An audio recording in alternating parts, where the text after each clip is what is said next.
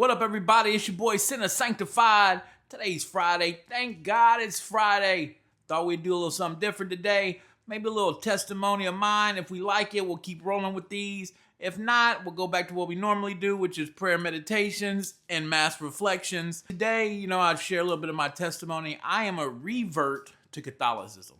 What that means is I was a cradle Catholic. I stepped away from the church, and now I am back to the church. My story as a young man growing up, I was an altar boy, like my older brothers were altar boys, and so I wanted to emulate them. But for me, after every mass, I was always told what I did wrong in the mass, whether it be I rang the bells too long or didn't ring them in the right time, or I wore the wrong color, or I wore the wrong robe, or I forgot to tie my robe, or the robe was too tall or too short, or whatever it may be, right?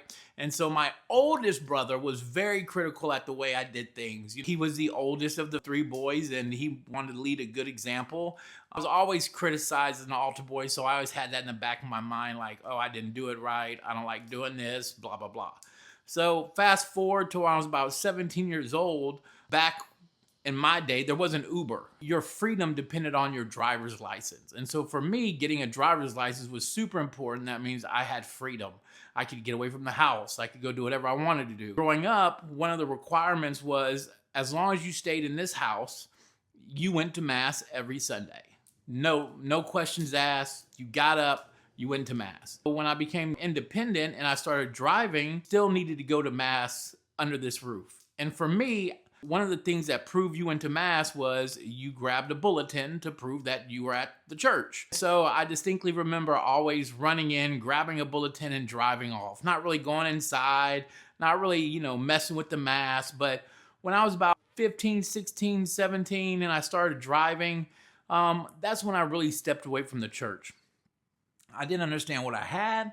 I didn't understand my faith. Not that I wasn't catechized too properly, it's just that it didn't click with me. For some reason, I went through the motions because my older brothers went through the motions, and that's what I did. So when I was about 16 or 17, I distinctly remember stepping away from the church, going in, grabbing a bulletin, ducking out and giving mom the bulletin. Hey, I went to church, I look back on that now and be like, wow, if I knew what I had then, I probably would have never left the church. But God has a way of working his way back into your life. And so I got into the music industry, as you can probably tell. And the music industry and marijuana have a symbiotic relationship. Not only was I in the music business, but I was also in the marijuana business. Going through this motion of the music business and the marijuana business at the same time, I found that I had great success in both. And I had a record deal by the time I was 20 with a major label. And I had my own grow house by the time I was 20, supplying weed to all my friends and family. That was just something that was, hey, he's got the good weed. Hey, he's got the good studio. Hey, it worked out, right? If you heard rap music between 2000 and 2011, either we mixed it, mastered it, recorded, engineered it, or produced it. So if you're from Houston and you heard Mike Jones, Paul Wall, Slim Thug, Lil Wayne's mixtapes, here, I'll just show you. So those are some of the Chamillionaire, Riding Dirty, Swisher House, blah, blah, blah. Here's some Little Flip. This was one of my first gold records from Bun B and E40. Shout out Bun B. Go get you a Trill Burger if you haven't had one. They're pretty good.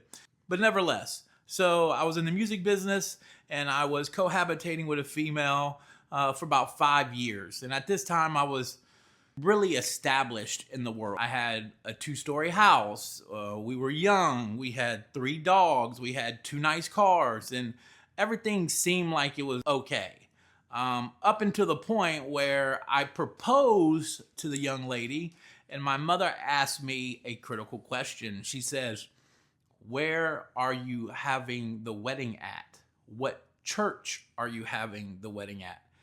And I said, "Mom, we're not having it at a church. We're having it at a hotel. Like, why would you have a party in a church? Like, you can't party in a church. That's kind of weird, But me not knowing marriage is a sacrament, right? So when I went back and told my girlfriend, our fiance at the time, I was like, hey, my mom asked if we were going to have the wedding in a church. She kind of chuckled and just let it roll off her back. As we're planning out our life, because we had been cohabitating for 5 years, we're planning on getting married and immediately having children and possibly picking out, kids' names. And I'm making a list of names of possible girls and boys. And we're about 12 months from the altar, so call my mom on the phone and, hey, these are the names I'm thinking about, blah, blah, blah. And she tells me, well, where are you going to baptize the baby at?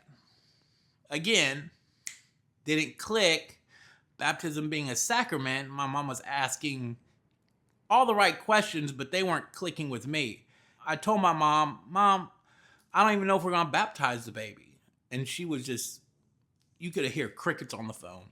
I went back to my fiance at the time and I said, yeah, my mom asked me where we're going to baptize the baby at. And I kind of want to baptize the baby. Well, that sparked a discussion that led me to a path that led me back to God. If you want to hear more of this story and where it goes next, leave a comment. Tell me if you like this. Tell me if you want to keep going. And we'll do this again. Kirk out, sin and sanctified. Favored by faith, saved by God's grace. Y'all know what it is.